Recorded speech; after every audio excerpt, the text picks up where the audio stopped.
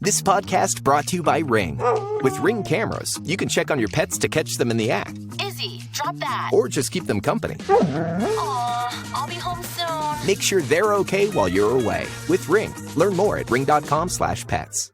The 2024 fire season so far hasn't encroached on highly populated areas or forced mass evacuations like some recent years, but it's been historic nonetheless. More acres have burned across the state than in any year since 1992, when officials started keeping a reliable tally. I'm Elliot Noose, and this is Beat Check with the Oregonian.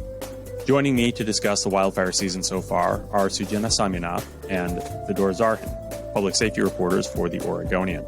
Welcome to the show. Thank you. Sujena, you've been tracking wildfire damage across the state. How has 2024 stacked up to prior years so far? Yeah, so this year we've already had more than 1.4 million acres be burned across the state. And since 1992, which is when the Northwest Interagency Coordination Center first started tracking those acres burned by large wildfires, this is kind of the biggest number in 1 year for the state. So previously, 2020 was the record.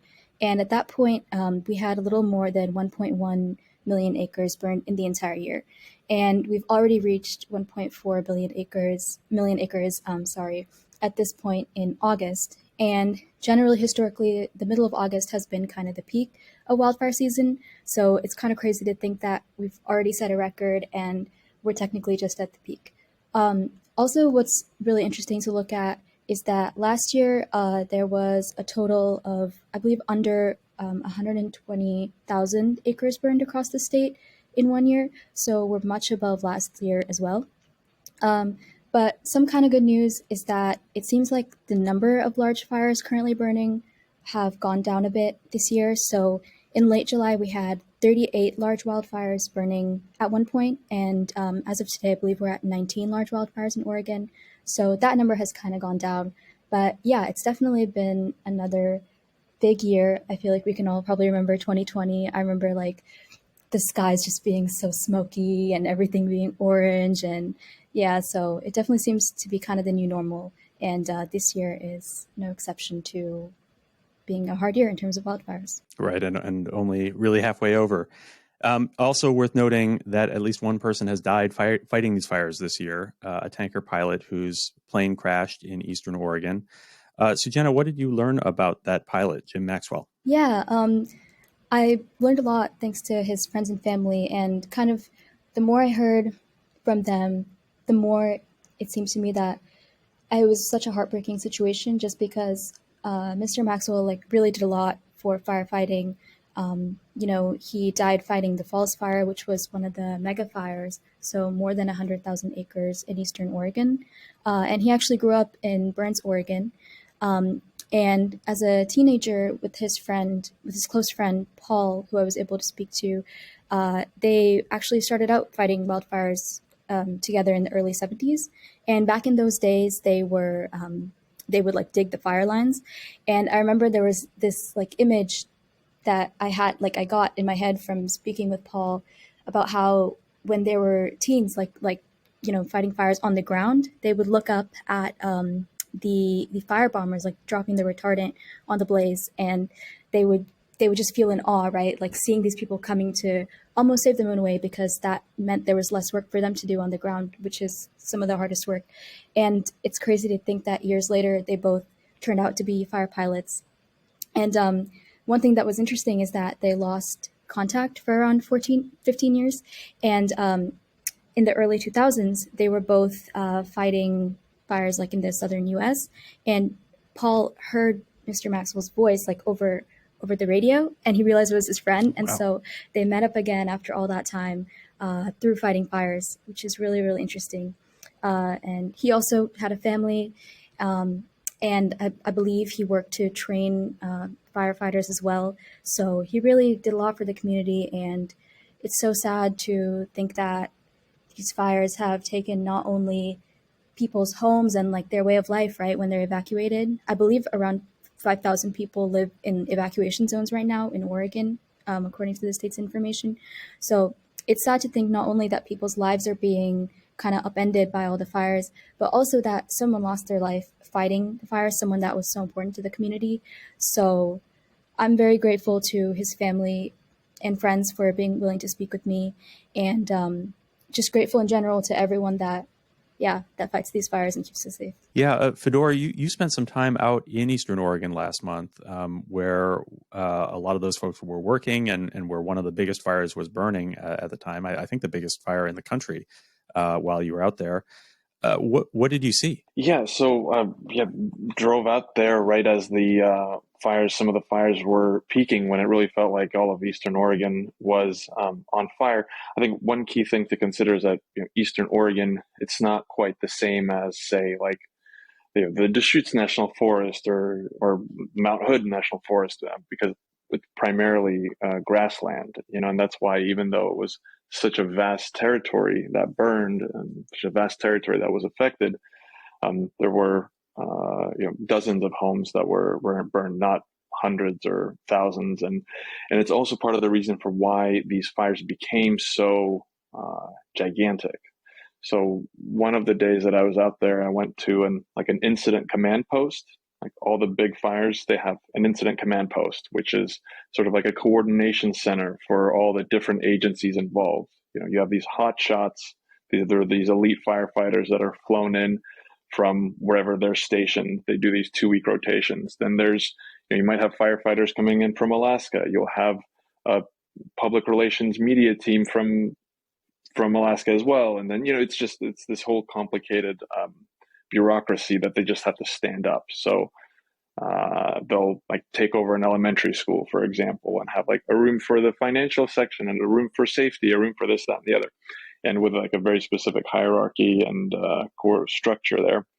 So talking to folks at the incident command post for the Durkee fire, which is at one point the biggest fire in the United States, essentially they explained to me that the reason that fire and other fires got so big is that in the spring there was a lot of moisture, there was a lot of rain. It was a good season for grass to grow, and that grass grew. The ranchers are happy. This is great. Cows are going to be happy. Cows are going to eat that. And then come July, it got really, really dry for a prolonged period of time. So all the moisture was drawn out of the earth, out of the grass, and suddenly you've got hundreds of thousands of acres of stuff that will light, easier than a match, right?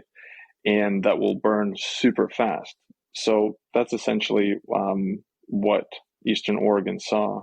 There was a mix. There were some fires that were set by individuals, like the Cow Valley fire. Then there were some that were set by lightning. There were quite a few storms, or quite a few lightning strikes in the area. So I saw several things. I went on a little tour of a rancher's grassland in near Westfall. It's this actually a historic little town. If you Google it online, people will say it's a ghost town, because in effect it is. There's just ranches in the area, not so much like an actual cohesive town center. And his land had been burned by the Cow Valley fire about 2 weeks prior. And so just for about 4 hours, we rode on his ATV on land he owns, land he's leasing. He's leasing the grazing rights from the Bureau of Land Management. He just wanted to show what the effect was on the grassland. And that grass is that's money, basically. Grass is money. The grass is what his cattle would eat before the fall, right? When he's feeding them hay. And he also wanted to, I asked him, and he wanted to give me kind of a narrative of the firefighting that he did himself on that land with his employees and some other volunteer folks. And, riding through that landscape is, it's striking, of course. You just see vast distances of just black earth. How does that affect those ranchers? I mean, as you say, that grass is how they're, how did they respond initially in, protecting their cattle and their livestock, and what is the outlook for them moving forward? So how do they respond initially? A lot of these ranchers are also volunteers in these kind of a system not unique to Oregon, but that, as far as I understand, originated in Oregon and is most widespread in Oregon. These volunteer organizations, overseen by the state, and these organizations of ranchers who kind of get training and who have some equipment and who they run these nonprofits where they are the first often to jump on fires, because these fires will affect them first and foremost, and also they'll be most familiar with the land. They'll be closest, before the Bureau of Land Management can send its resources. These men and women will be on the scene. So, and this rancher was one of them, and so were some others that I talked to. In terms of the impact, it really varies. So, I heard that there were folks who lost all their grassland, and who I was told will have to sell their cattle because that's basically the only option they're going to have. The guy I talked to, Jeff Romans, I think about a quarter maybe of the grassland he had burned. And just to be clear, you can't, with agreements with BLM, with those leases, there's a limit to how many heads of cattle you can put on a piece of land. You can't just be like, well, these 100 heads of cattle, these 100 cows, they're just going to have to eat a little less and share with more. There's a cap. And so for him, he kind of had a way out, because he also grows hay, which he feeds the cows in the winter when they're not grazing.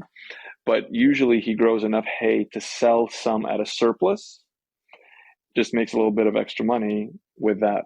This year, he's thinking he'll probably use that surplus to feed cattle that would otherwise have been grazing.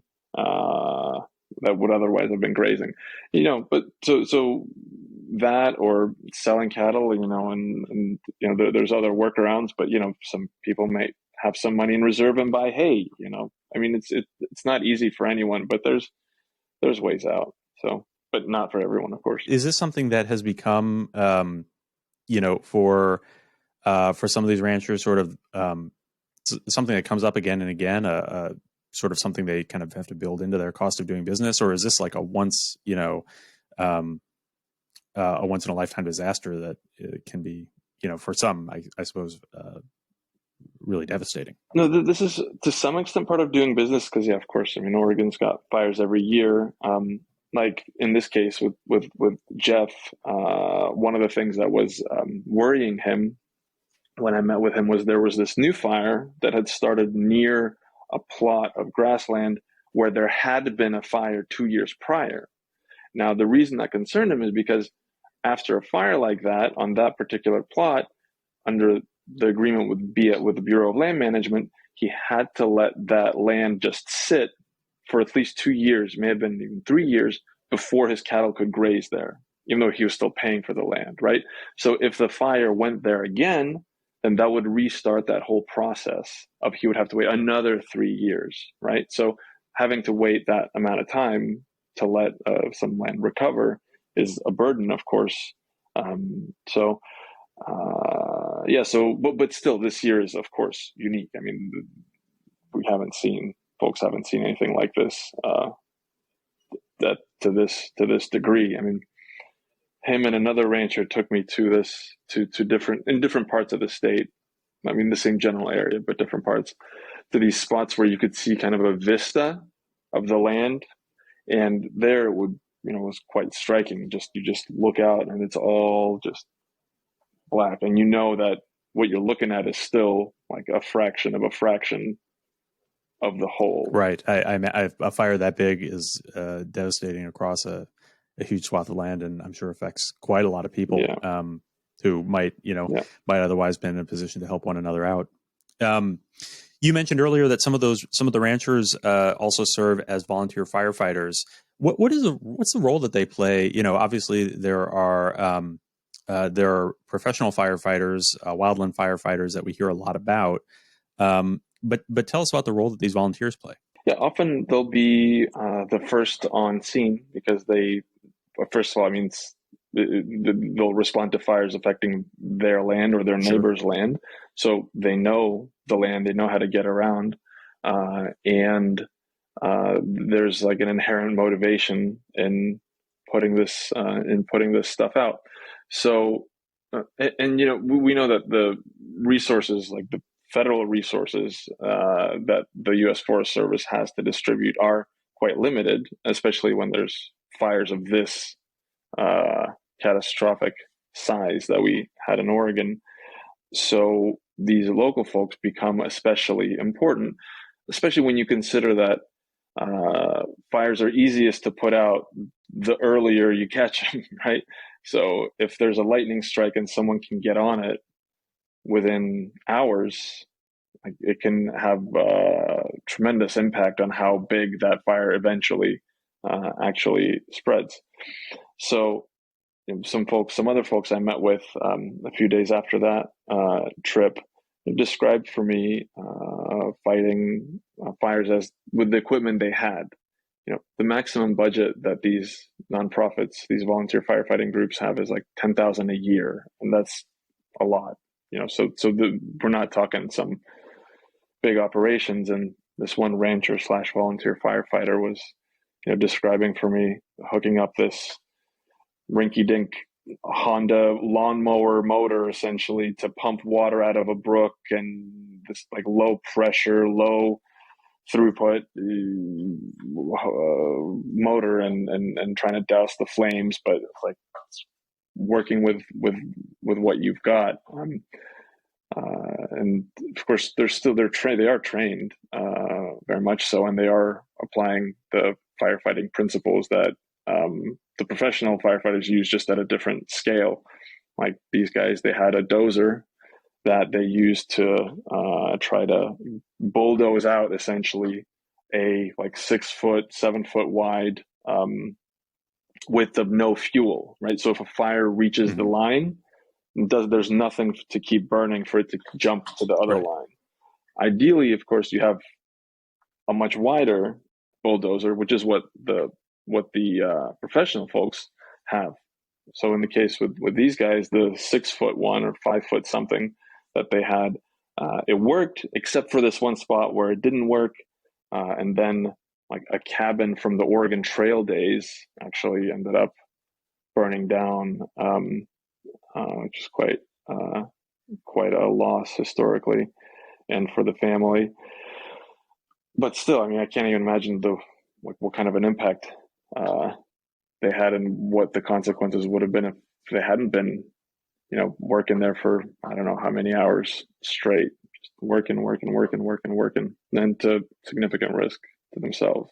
Absolutely. And by the way, Fedor, you were out there, and I think a lot of journalists were out at various fire scenes across the state, in part because there's a new law that took effect this year that expands access to wildfire scenes for journalists.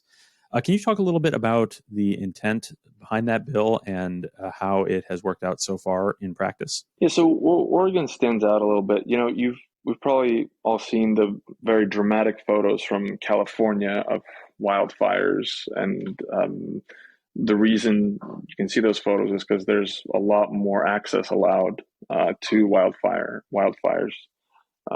for reporters.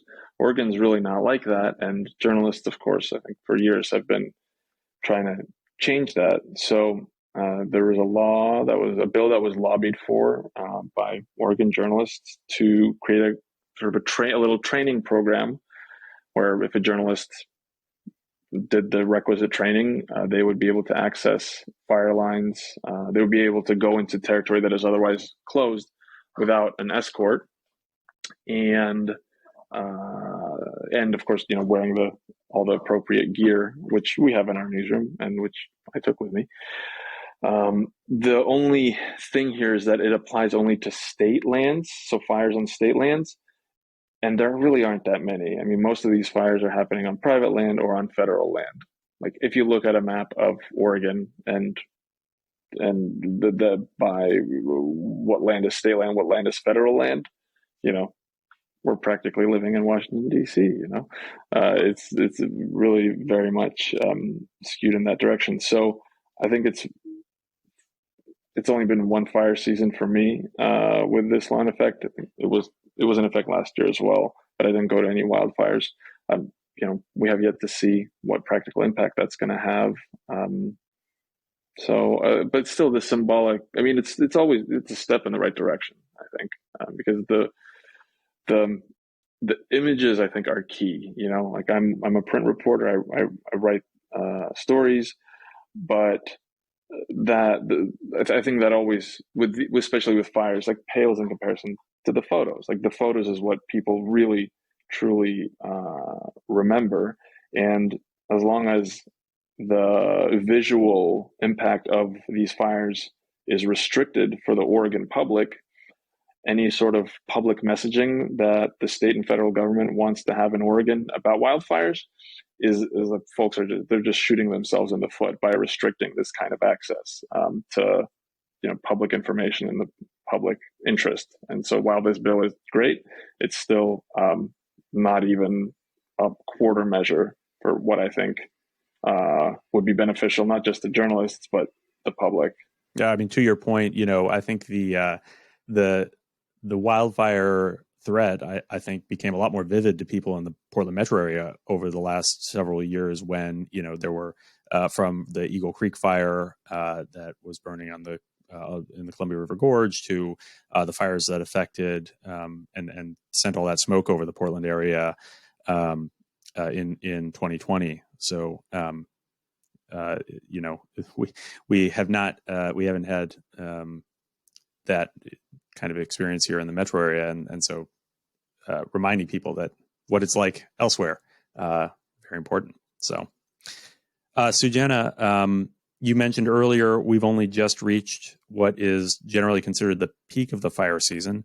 What's the outlook for the weeks ahead? Well, it's hard to tell because it changes week by week based on the weather forecast, and also not all regions of Oregon are the same. Obviously, there's been so much more wildfire activity as in all other years on like the east and center of the state.